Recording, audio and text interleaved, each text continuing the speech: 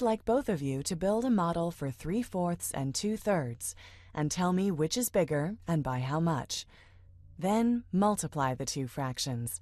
And finally, divide the larger fraction by the smaller one.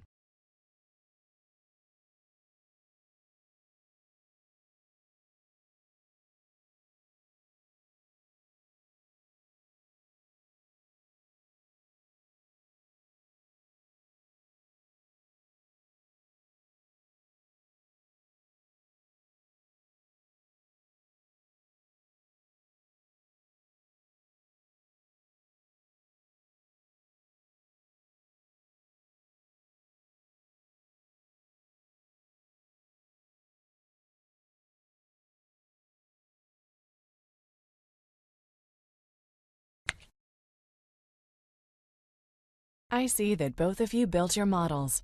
First, I'd like you to show 3/4 on your fraction model.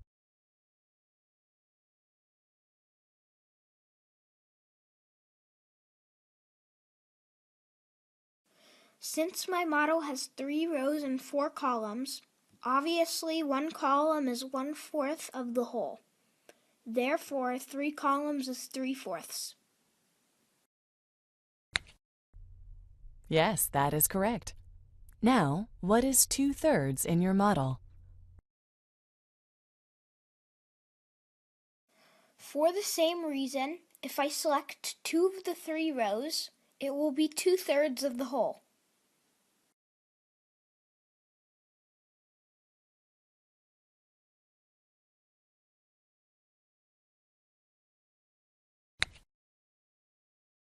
Good. However, I am not sure how you would do subtraction, multiplication, and division on this model. Could you explain that? Let's start with subtraction. Which fraction is bigger and by how much?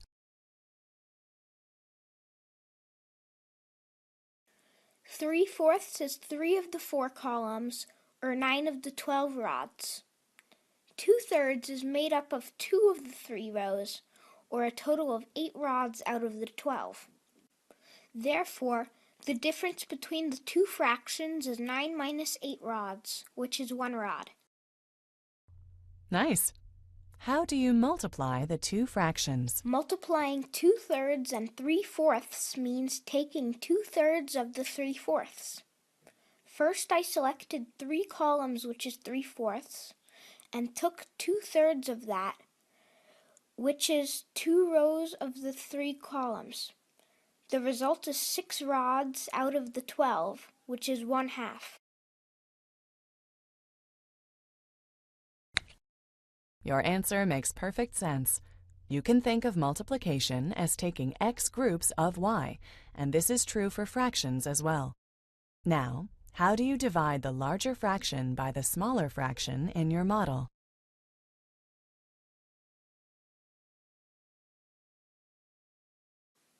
Division is quite easy. Since 3/4 is made up of 9 rods and 2/3 is made up of 8 rods, the result is 9 divided by 8, which is 9/8.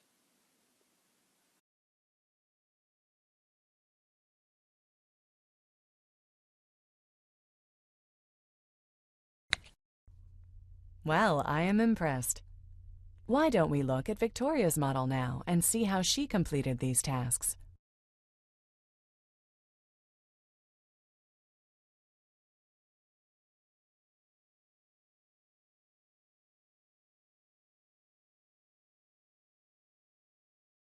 Well, I had to experiment with this for a while. The top row shows my whole, or 1. I looked for rods that divide this into 4 equal parts. Then, of course, one such rod is 1/4 of the whole. Therefore, 3 of these represent 3/4. Next, I had to find the rods of which 3 make up the whole. One of these rods is 1/3, and 2 are 2/3. In order to compare the two fractions, I had to find a rod that makes up the difference between the two. I found that rod, but I didn't know what fraction of the whole it represented. So, I had to see how many of these small rods make up the hole. I found that I could fit 12 of them into the hole.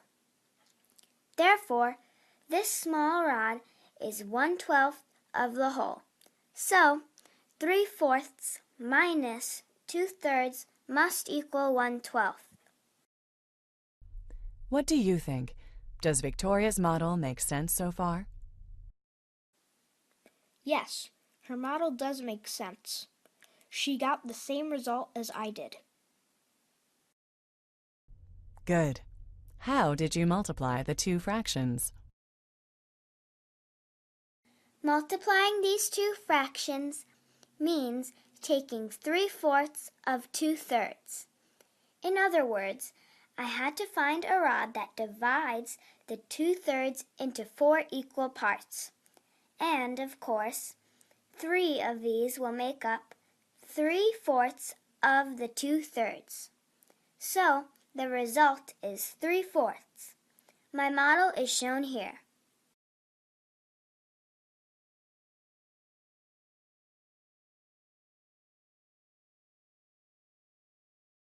I am a bit confused.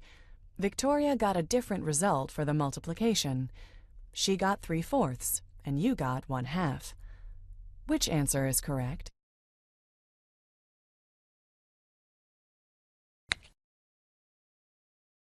I suggest we replay Victoria's answer and take a closer look at what she did on her model.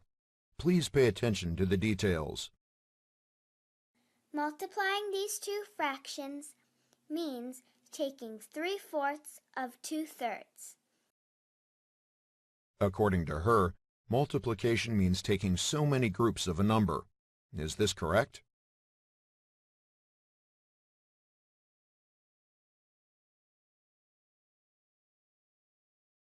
Good. So Victoria is correct thus far. Let's move on. In other words, I had to find a rod that divides the 2/3 into 4 equal parts. Why is she dividing the 2/3 into 4 equal parts? Why not 5 or 6?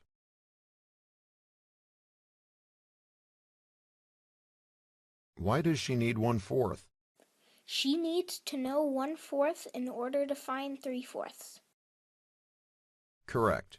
And, of course, 3 of these will make up 3/4 of the 2/3.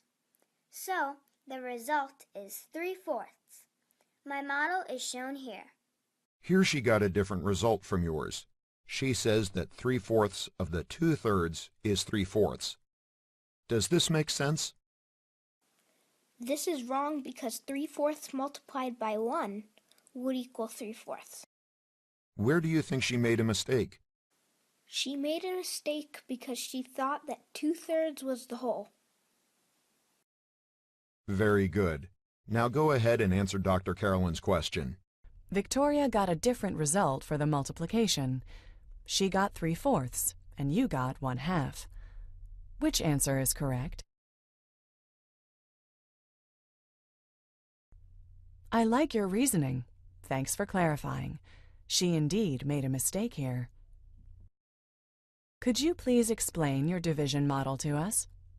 When we divide, we actually look for a ratio between two numbers.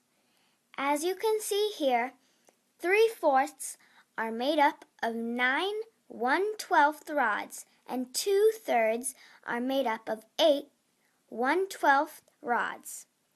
Therefore, 3/4 divided by 2/3 is 8/9. Well, she again got a different result. She says 8/9, and you say 9/8. I think Victoria made a mistake. Can you find it? 3/4 is larger than 2/3. Therefore, 3/4 divided by 2/3 must be larger than 1. It cannot be 8/9 because 8/9 is smaller than 1. Nice. I am quite happy with your model and your reasoning. How do you feel about your own learning? Was this session useful?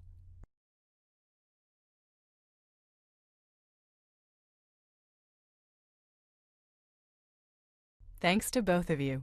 In our next session, we'll take this a bit further and explore improper fractions and mixed numbers.